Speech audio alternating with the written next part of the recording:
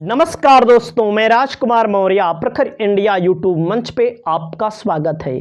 बड़ी खबर आ चुकी है चंद्रबाबू नायडू को लेकर। चंद्रबाबू नायडू एनडीए की सरकार में प्रमुख सहयोगी दल हैं, यानी कि अगर बीजेपी को एनडीए को सरकार चलानी है तो चंद्रबाबू नायडू को और नीतीश कुमार को अपने साथ मिलाकर रखना होगा। वहीं पर नीतीश कुमार और चंद्रबाबू नायडू अगर विपक्ष के पाले में चले जाएंगे तो 272 का जो आंकड़ा है बीजेपी का, वो धड़ाक से नीचे आ जाएगा और बीजेपी की सरकार, एनडीए की सरकार अल्पमत में आ जाएगी। जब अल्पमत में आ जाएगी तो अगले पाले में जाएंगे ये दो लोग, जो अगले पाले का मतलब इंडिया गठबंधन बहुमत में आ जाएगा। तो चंद्रबाबू नायडू कांग्रेसी सीएम रेवंत रेड्डी से मुलाकात करने जा रहे हैं। रेवंत रेड्डी से मुलाकात करेंगे। तेलंगाना के सीएम हैं। तेलंगाना और आंध्र प्रदेश पहले एक ही हुआ करता था, तो कुछ प्रोजेक्ट है उस पर बात करेंगे।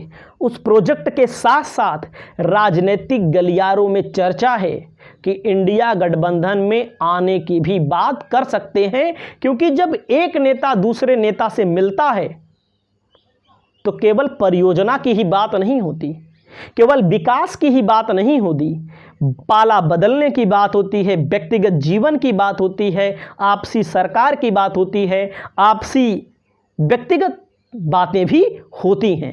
तो किस मुद्दे से मिल रहे हैं? और वहीं पर एक खबर और है कि बीजेपी से, यानी कि मोदी से, प्रधानमंत्री से टीडीपी के मुख्यमंत्री यानी कि चंद्रबाबू नायडू ने बहुत बड़ी डिमांड भी कर दी है। तो पहले हम आपको बताते हैं किस मुद्दे में मिल रहे हैं। इसमें उन्होंने प्रस्ताव रखा है। नायडू ने अपने पत्र में लिखा है, आंध्र प्रदेश और तेलंगाना के बंटवारे को 10 साल हो गए हैं। पुनर्संगठन कानून के बाद कई तरह की परेशानियों का सामना करना पड़ रहा है। इनका असर हमारे राज्यों के विकास, जनहित पर भी पड़ रहा है। हमें एक दूसरे से इन मुद्दों पर बात करके हल निकालना चाहिए। इसीलिए 6 जुलाई को मुलाकात करने जा रहे हैं।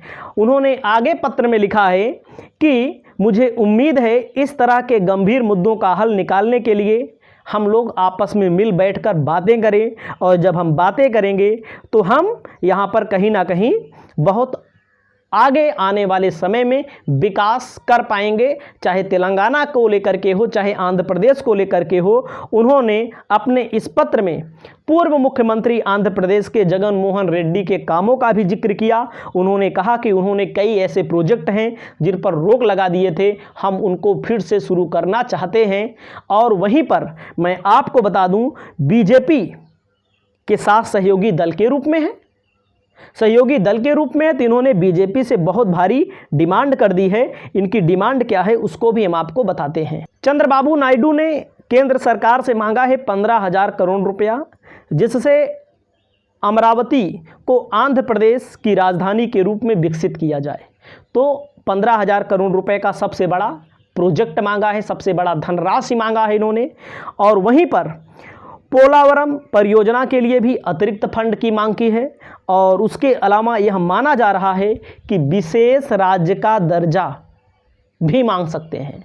विशेष राज्य का दर्जा भी मांग सकते हैं। जैसे बिहार में विशेष राज्य के दर्जे की मांग हो रही है, वैसे यहाँ पर भी चंद्रबाबू नायडू विशेष राज्य का दर्जा मिले या विशेष पैकेज तो ज़रूर मिलना चाहिए।